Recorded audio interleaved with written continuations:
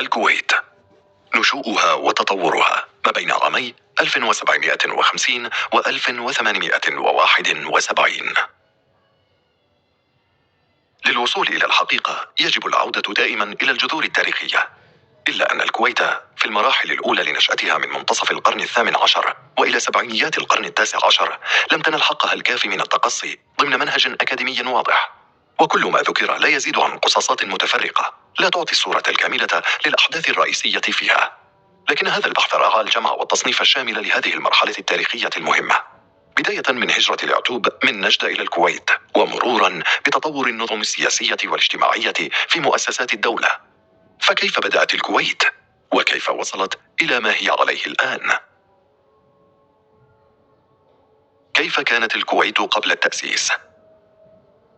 يحمل موقع الكويت خصائص استراتيجية وتجارية هامة، حيث تعتبر الكويت البوابة الطبيعية لشمال شرق الجزيرة العربية، وهي أقصر الطرق التجارية التي تربط ما بين أوروبا والجزيرة العربية، كما وأنها سوق حيوي لتصريف البضائع، لقدرة موقعها على جذب السكان والتجار القادمين من بلاد الشام ونجد والأحساء، إضافة إلى احتوائها على جزر عديدة مثل أم المرادم وقارورة، مما يمنحها منافذ بحرية تعمل على ربطها مع العالم الخارجي. أما لمن يتساءل عن أصل تسميتها، فيأتي اسم الكويت من الكلمة العربية كوت، والتي تعني القلعة. وقد برزت أهمية الكويت في التاريخ الحديث نتيجة لتنافس الدول العظمى في أوروبا والعثمانيين لاحتلالها كطريق للسيطرة على كامل الخليج العربي. وعلى الرغم من عدم اتفاق المصادر على تاريخ محدد لوجود مدينة الكويت، إلا أنه من المؤكد أنها كانت موجودة في القرن السابع عشر، حيث عثر على خرائط أثرية تشير لوجود مدينة القرين، وهو الاسم القديم للكويت قبل تأسيسها. كما ويرد في مصادر أخرى أن زعيم قبائل بني خالد وهو براك بن عريعر كان قد اتخذ حصنا له في نفس موقع المدينة الحالية، والتي كانت مجرد قرية صغيرة. في عام 1670 ميلادية طردت قبائل بني خالد العثمانيين وسيطرت على المنطقة، وقد ساهم وجودهم في انتعاش التجارة لسكان الكويت، كما كانوا قد أنعموا عليهم بالمكافآت، وذلك نظيرا لمشاركة الكويتيين في فتح منطقة القطيف.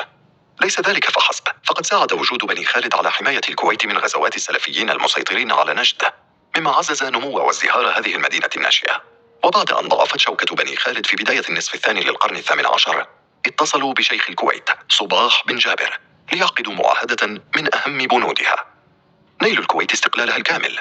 ثم سقط حكم بني خالد بعد هزيمتهم أمام السلفيين عام 1795 ميلادية، ولكن الكويت حافظت على استقلالها لتبدأ مرحلة جديدة في تاريخها.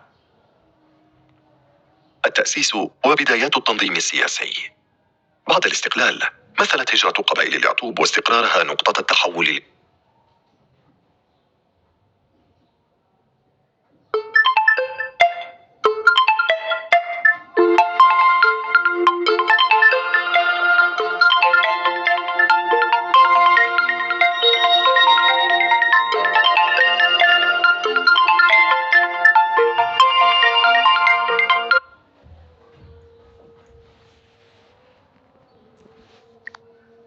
تعني عدة عائلات وقبائل متخالفة، أبرزها آل الصباح وآل خليفة والجلاهمة. ويعتبر اليعتوب فخذا من قبائل عنزة، ويرصد المؤرخون أول هجرة لليعتوب مع هجرة عنزة الكبرى من الجزيرة العربية، حيث انقسمت عنزة إلى قسمين، الأول والمعروف بالرولة وقد هاجروا لبلاد الشام، بينما الثاني هم اليعتوب وقد هاجروا إلى سواحل الخليج العربي بحثا عن المال الوفير من صيد اللؤلؤ والأسماك، إضافة لازدهار النشاط البحري في النصف الأخير من القرن السابع عشر. بعد وصول جماعات اليعتوب إلى الكويت بالهجرة التدريجية كان لابد من تنظيم الأمور، فتم إيلاء أمور الحكم لآل الصباح وأمور الملاحة للجلاهمة والإشراف على التجارة لبني خليفة. ومباشرة بدأ آل الصباح في بناء البيوت الحجرية لتأكيد وجودهم في الكويت. ومع الاستقرار الأمني الذي شهدته المنطقة لقوة العائلات الحاكمة وقدرتهم على استغلال الموقع الحيوي للكويت على البحر، إضافة إلى نزعتهم الواضحة للاستقلال ومع ضعف القوة العثمانية في المنطقة، أدت كل هذه العوامل لتفضيل الوكالات الأوروبية التعامل المباشر مع آل الصباح، مما أدى لنمو اقتصادي سريع في الكويت. هذه الفترة هي التي تأسست فيها الكويت بشكل فعلي، كما ساهمت حماية قبائل بني خالد لحكام الكويت من السلفيين في بلورة كيان الدولة الحديثة وزيادة قوتها. ولأنها منطقة غنية بالثروات البحرية، فقد استقطبت عددا من المهاجرين، مما أدى لزيادة سكانية واضحة لازم معها وجود أمير، حيث وقع الاختيار على الشيخ صباح الأول والذي استمر حكمه ل60 عاما. ومما ساهم في الاستقلال وتأسيس الإمارة هو النزاع العنيف الذي استمر طويلا بين قبائل بني خالد وبين السلفيين، حيث ساعد حياد الكويت في التركيز على الاقتصاد والعمل التجاري لتنمو المنطقة بسرعة وثبات. اقتباس: وفي سبعينيات القرن التاسع عشر ازداد عدد السفن الكويتية وتصاعدت فعالياتها التجارية مع استقرار أوضاع الكويت السياسية وثبوت سيادتها على نفسها، حتى قدرتها جريدة الزوراء العراقية ب2000 سفينة. الدكتور صبري فالح الحمدي. الكويت وحكام آل الصباح. سيطرت قبائل العتوب على الجزء الساحلي من الكويت وحتى قطر، ونجح آل الصباح في توطيد حكمهم بالمعاهدات والمصاهرة مع القبائل البدوية المجاورة. وتولى الشيخ عبد الله بن صباح الحكم بعد وفاة والده عام 1762 ميلادية، وفي عهده تم بناء سور الكويت لحمايتها من آل سعود في الجنوب ومن أمراء المنتفق في الشمال.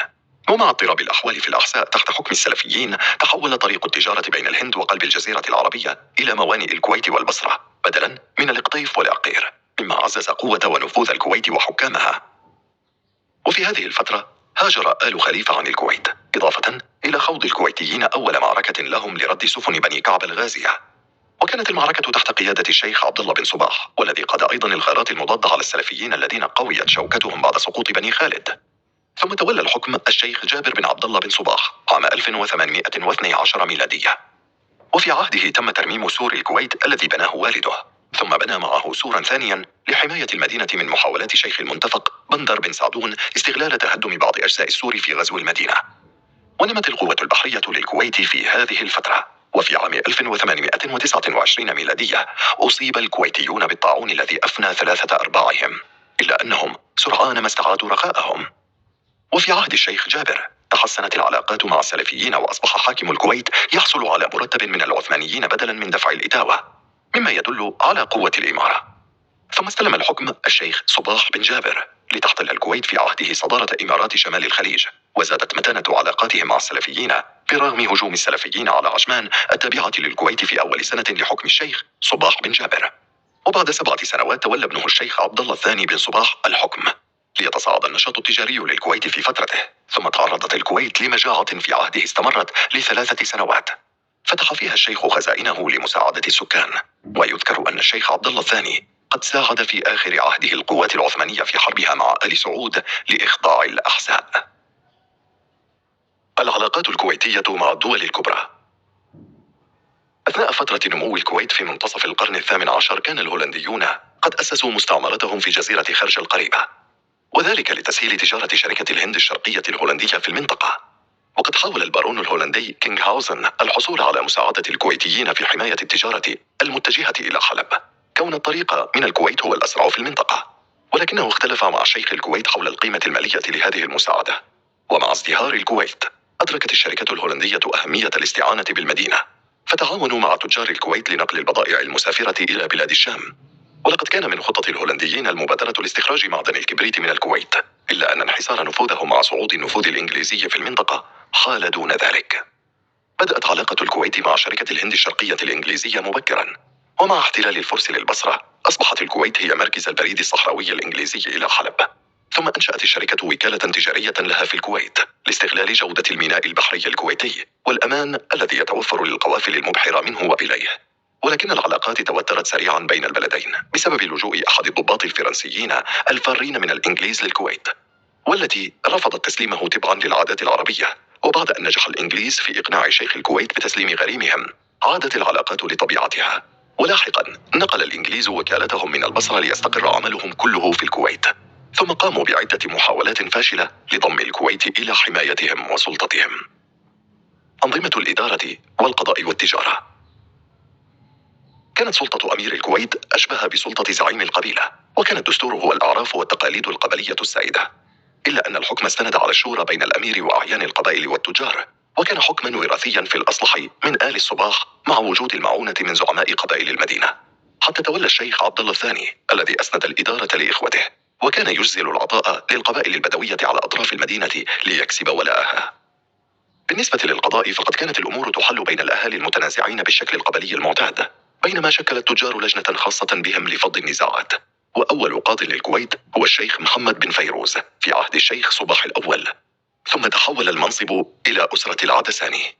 وفي التجارة برع الكويتيون بتجارة اللؤلؤ والملاحة البحرية، حيث تعلموا صناعة السفن من سكان مسقط، كما وساهمت التجارة البرية في تعزيز أعمالهم، وكانوا يفرضون الرسوم المنخفضة ويشجعون التجارة الحرة، مما أدى لازدهار تجارتهم بسرعة كبيرة.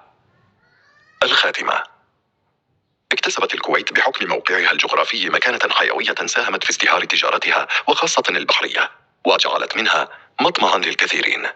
وقد بدأت نموها الحقيقي بعد وصول العتوب إليها، ثم استلم آل الصباح مقاليد الحكم وأسسوا بذرة نجاح الكويت الحديث، وأدت انتصاراتهم على الكعبيين إلى تثبيت مكانتهم بين جيرانهم، كما وحاول الهولنديون التعاون معهم لتنشيط التجارة في المنطقة، بينما نال الإنجليز حصة الأسد في استغلال موقع ونشاط الكويت التجاري. وعلى الرغم من كل المصاعب التي مرت بها الكويت في هذه الفترة الحرجة، فإنها نجحت بالاستمرار، حيث وصلت إلى ذروتها في العصر الحديث.